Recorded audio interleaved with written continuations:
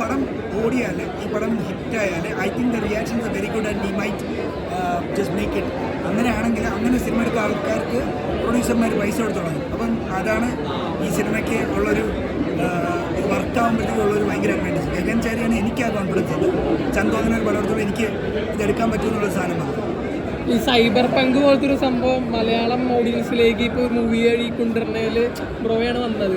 അതിനെപ്പറ്റി എന്താ തോന്നുന്നത്? അപ്പോൾ ഇനി ഇതിൻ്റെ സീരിയസ് വെർഷൻസും പല പല വെർഷൻസും ഒക്കെ വരുമായിരിക്കും.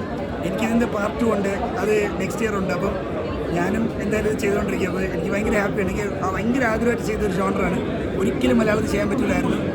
എന്തുകൊണ്ടും എൻ്റെ സിനിമകളുടെ ആ ഒരു എക്സ്പെരിമെൻ്റൽ സ്വഭാവം, ഒരു കോമഡിയൊക്കെ വെച്ചിട്ട് പൈസ കിട്ടി. അജിത് നായക films, thank you so much. I M so happy. നമുക്കറിയാം വളരെ ഏർലി സ്റ്റേജാണ്. ലാലേട്ടനായിട്ടുള്ള സിനിമ ഇങ്ങനെ ഫ്യൂച്ചറിസ്റ്റിക് ആയിരിക്കുമോ? അല്ല, അത് വേറെ സിനിമയായിരിക്കും. അത് നിരഞ്ജൻ്റെ അടുത്താണ് ചോദിക്കേണ്ടത്. ഇൻസ്പിറേഷൻസ് എന്തെങ്കിലും എടുത്തായിരുന്നു? കുറേ റെഫറൻസ്, സിനിമയുടെ അവസാനം എല്ലാ റെഫറൻസും എഴുതിയിട്ടുണ്ട്. അപ്പോൾ അതിൽ നിങ്ങൾക്ക് ഇതിനെക്കുറിച്ച് എല്ലാം, ഇത് എവിടെ നിന്നാണ് ഓരോ ഐഡിയാസും എടുത്തേക്കണമെന്ന് എഴുതിയിട്ടുണ്ട്. അത് ഫുള്ളും റെഫറൻസിൽ തന്നെ കാണും. സിനിമാറ്റോഗ്രാഫി തൊട്ട് എല്ലാ ഡിപ്പാർട്ട്മെൻറ്റിലും. ലാസ്റ്റ് ഒരു ക്വസ്റ്റ്യൻ കൂടി. കൃഷാന്ത് ബ്രോയുടെ പടങ്ങൾ ഈ ആക്ടേഴ്സിനെ റിപ്പീറ്റ് ചെയ്യുന്നതിനുള്ള സീക്രട്ട് അവരുടെ കംഫർട്ട് സോൺ ആണോ, അല്ല അവരുടെ ബെസ്റ്റ് പെർഫോമൻസ് കൂടിയാണ്? എൻ്റെ കംഫർട്ട് സോൺ ആണ്. പിന്നെ നമ്മൾ വീണ്ടും നമ്മൾ അവരോട് വർക്ക് ചെയ്യുമ്പോഴത്തേക്കും നമ്മൾ അവരെക്കുറിച്ച് കൂടുതൽ ഡിസ്കവർ ചെയ്യും. നമ്മൾ ഭയങ്കര കംഫർട്ടബിൾ ആകുമ്പോൾ നമുക്ക് കുറേ പരിപാടികൾ ചെയ്യാൻ പറ്റും. അപ്പം മറ്റേതൊരു 20 ദിവസം കൊണ്ട് നമ്മൾ കുറച്ചേ പറ്റും. അതുകൊണ്ടാണ് നമ്മുടെ കോമൺ ഓഡിയൻസ് ആയിട്ട് കാണുമ്പോൾ ഭയങ്കര രസമുള്ള ഒരു എക്സ്പീരിയൻസ് ആയിരുന്നു. ഫുൾ എനർജി ആയിരുന്നു. ക്ലൈമാക്സ് ഒക്കെ വന്നപ്പോഴത്തേക്കും ഭയങ്കര ക്ലാസും അത് തന്നെയായിരുന്നു വേണ്ടത്. ഭയങ്കര ഹാപ്പിയാണ്. ഹാപ്പിയാണ്. ഞങ്ങൾ അവരോട് ചോദിച്ചപ്പോൾ താങ്ക് യു. എനിക്ക് കുറേ ആയിട്ട് ചെയ്യണമെന്നുണ്ടായിരുന്നു കോമഡി റോൾസ്. അപ്പം സോ ഗ്രേറ്റ്ഫുൾ ടു നാടകം ചെയ്തിട്ടുണ്ട്. സിനിമയിലെ ഫസ്റ്റ് ടൈമാണ്. അപ്പം ഇത്രയും ലൗഡായിട്ടൊരു ക്യാരക്ടർ ഭയങ്കര എൻജോയ് ചെയ്ത്, എനിക്കും എൻജോയ് ചെയ്ത് ചെയ്ത ക്യാരക്ടറാണ്.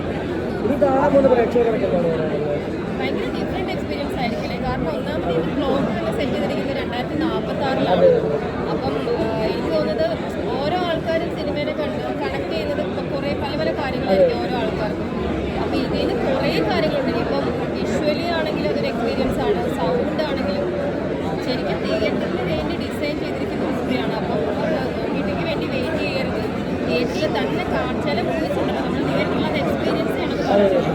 അപ്പോൾ ഈ ഹസ്ബൻഡ് ശരിക്കും തിയേറ്ററിൽ എക്സ്പീരിയൻസ് ചെയ്യേണ്ട മൂവി തന്നെയാണ്. ഒരിക്കലും മിസ് ചെയ്യരുത് എന്നാണ് എനിക്ക് ഓഡിയൻസിനടുത്ത് പറയാനുള്ളത്. പിന്നെ അങ്ങനെ എപ്പോഴും ഇങ്ങനത്തെ ഒരു എക്സ്പീരിയൻസ് ചെയ്യാൻ നമുക്ക് പറ്റത്തില്ല. കാരണം വളരെ റെയർലി ആണ് ഒരു സൈബർ പങ്ക് ജോണറിലൊക്കെ ഒരു മൂവി വരുന്നത്.